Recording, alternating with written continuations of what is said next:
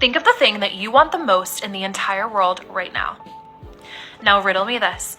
If you found out that this was going to be yours by the end of this year, very, very soon, would you be ready for it? And by ready for it, I mean, do you have all your ducks in a row for it?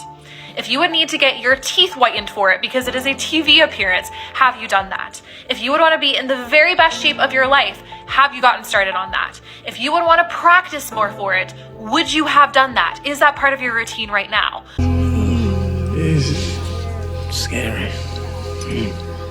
I hope I'm not looking into this too much, but I honestly think you should tone it down a notch. I really don't think I need my teeth whitened or to get into shape just because I want a pizza. And come to think of it, I can honestly say that I have never, in my life, met anybody who wanted a pizza so badly that he, or she for that matter, had to gird their loins and anticipate this pizza with such bravado that they needed a motivational speech in preparation for the delivery. I mean, what would a speech like that even sound like? You know, I'm actually gonna give it a shot because it sounds like fun. So here we go. Are you ready for this pizza? Have you done the necessary work? Can you look yourself in the mirror directly into your eyes and say with complete certainty that you are ready for this pizza? Are you in the proper state mentally to consume this delicacy? What if that pizza were to show up to your front doorstep right now? Would you have the $22.64 plus tip to exchange with the driver for the small one-topping pizza? Because that is what it is going to take. Inflation be damned. You might want the pizza, but does the pizza want you? And are you prepared for that answer? Because if you're not, the pizza is going to eat you and not the other way around. Hey, I'm pretty good at this. Would you want to fill in the blank, get certain things organized, get other things taken care of? Would all your ducks be in a row for this thing? Are you actually preparing for the life you want and the opportunity that you want? Are you actually?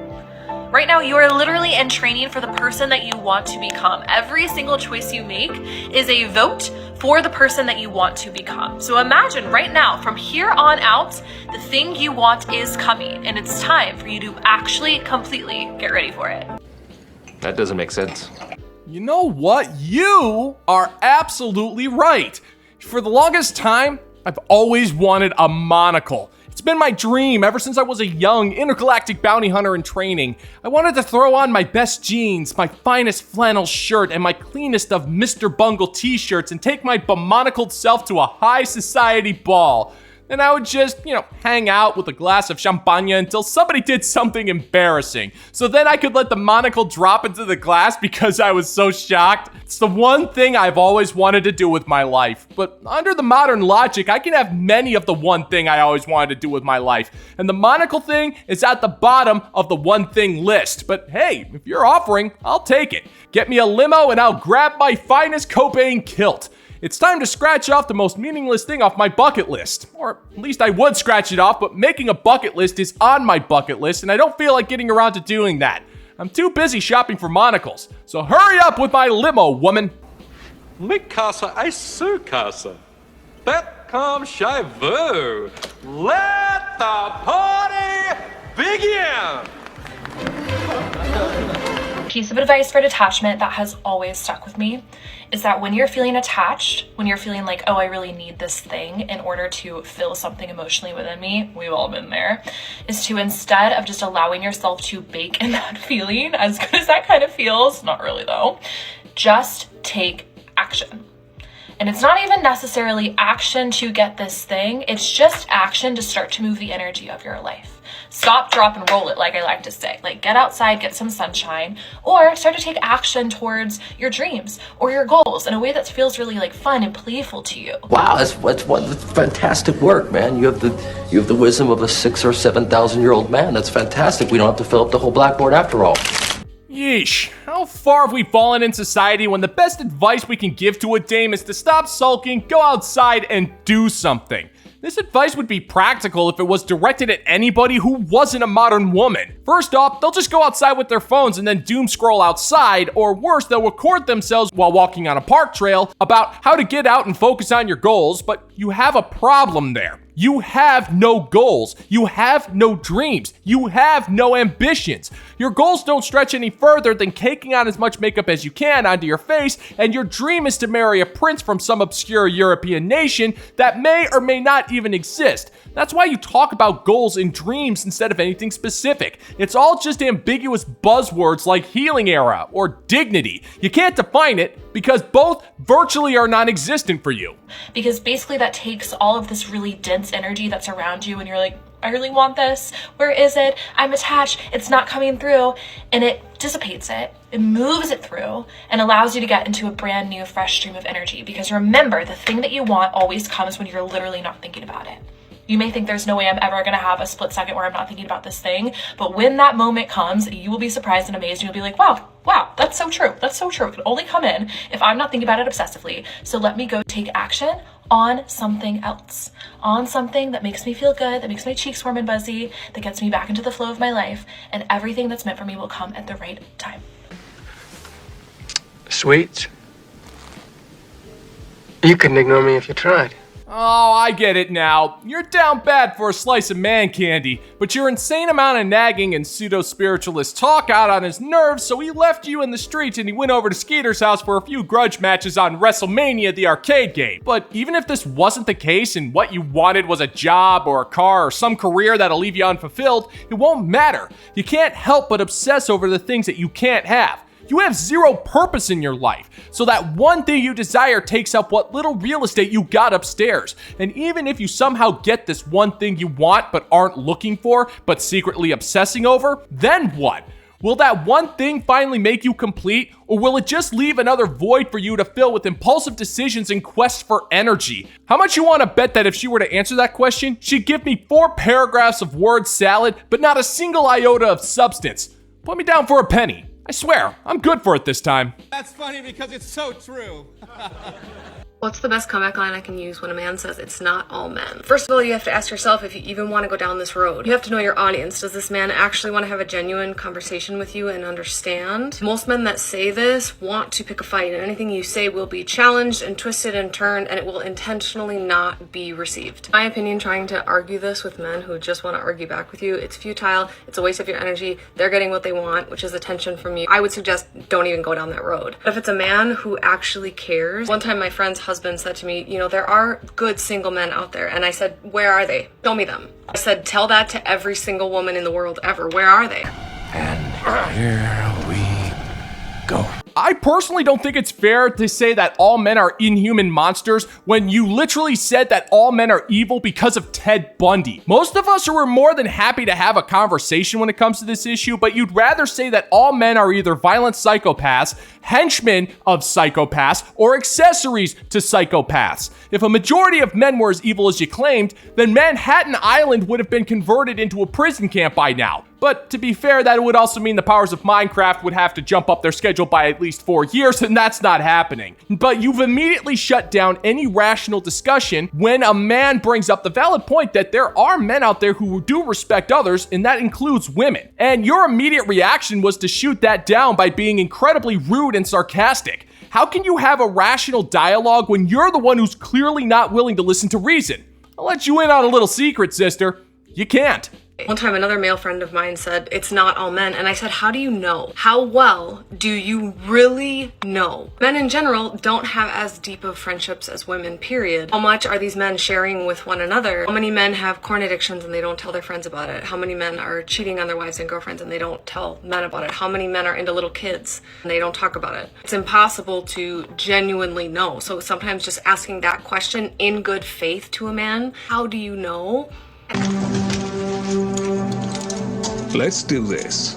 Okay, you kicked this ball into the field, so you can't blame me for picking it up and running with it. Let's go there, sister. How do you know that the mother you saw on the bus isn't relentlessly beating her child behind closed doors? How do you know that the girl who's in a great relationship isn't abusing her boyfriend at this very moment? And how do you know if your next door neighbor isn't currently filing a false claim against a guy because she regretted sleeping with him 2 months ago? The answer is, we don't know. But unlike you, who just assumes that men are a bunch of inhuman monsters and all women are innocent cherubs, we act on good faith until more information comes out, and then act accordingly. That is what rationally minded grown-ups do. We don't just blame all women for the crimes of a select few. That would be incredibly absurd. That's why I do my best to use phrases like modern women instead of all women. But if I did use the phrase all women, you would turn around and you would huff and you would puff, and with a breath of righteous indignation, you would look at me in the eye and say, it's not all women, but it's different when you say it, because in your eyes, the rules of common sense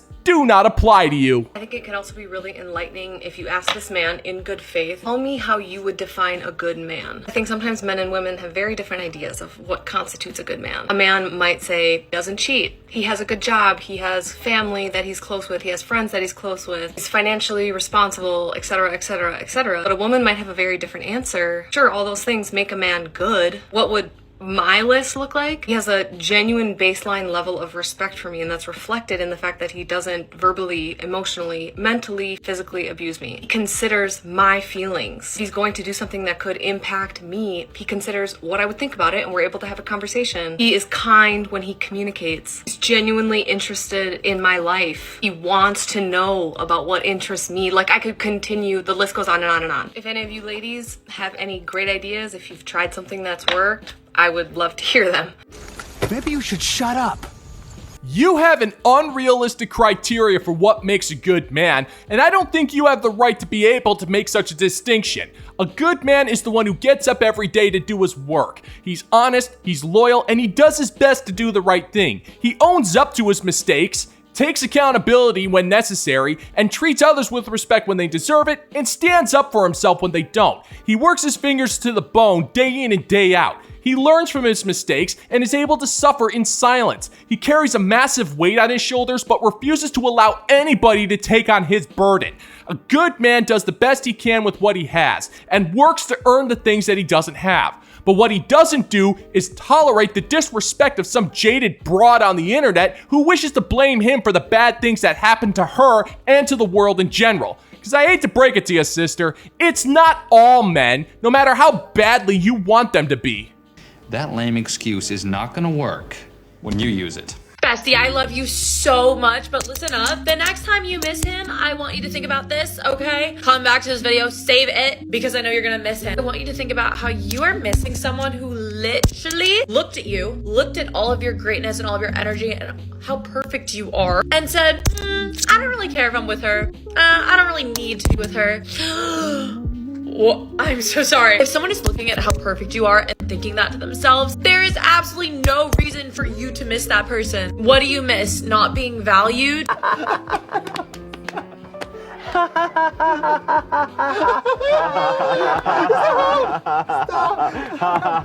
Well, hi, Ethel. See, you've switched to tea, have you? Well, I'm sorry to say it's a little too late for that. I think your crippling caffeine addiction has permanently taken over your brain. I get it. You're bitter because you've gone through yet another breakup with a dude who never wanted to date you in the first place, but can you blame him? You think you're perfect. You're wearing glasses that are 2 sizes too big for your head, Ethel, and you're using your nails to teach yourself Morse code without any proper form of training. Now, Ethel, just because you set your own value doesn't mean that the members of the market are going to agree with that. You see yourself as perfect, but us, rationally minded adults who don't eat bottles of No-Dos as if it was candy, don't see it that way. You're too high strung, you talk way too quickly, far too loudly, and this is coming from me, mind you, and you'll rob a man of a good night's sleep because you haven't had one in years. How exactly does that translate to perfect, Ethel? Bestie, this is just the harsh truth, okay? We always think we miss people, but I'm sorry. If he saw you, saw how great you are, and still walked away, there's absolutely nothing to miss, okay? I love you so much, and I just want you to know that. Actions speak louder than words, all right? If he walked away, that's an ick. That is an ick. And your soulmate would not even act like that. So I love you so much, and you deserve the whole world. Now act like it. Mwah. I love you, bestie boo, and follow for more advice. And send this to someone who needs to hear it. That is without a doubt the dumbest thing I've ever heard. I'm not the hippest cat when it comes to the language of the modern woman, but I don't see how you can have an ick for a guy that already left you. Isn't an ick reserved for a guy you just met but immediately kicked to the curb for a shallow reason?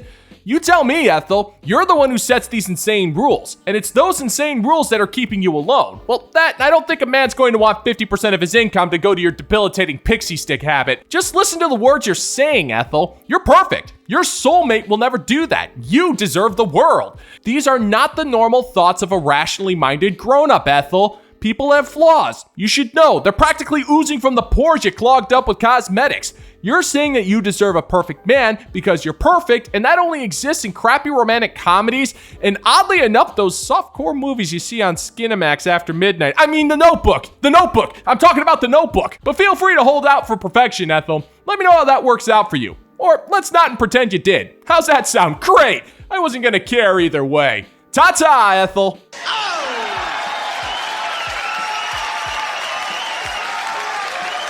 And that is going to do it for today's video, gentlemen and gents. And as always, if you find that my particular brand of comedy is bringing you to the brink of laughter, then why don't you scroll on down and click that like and subscribe button.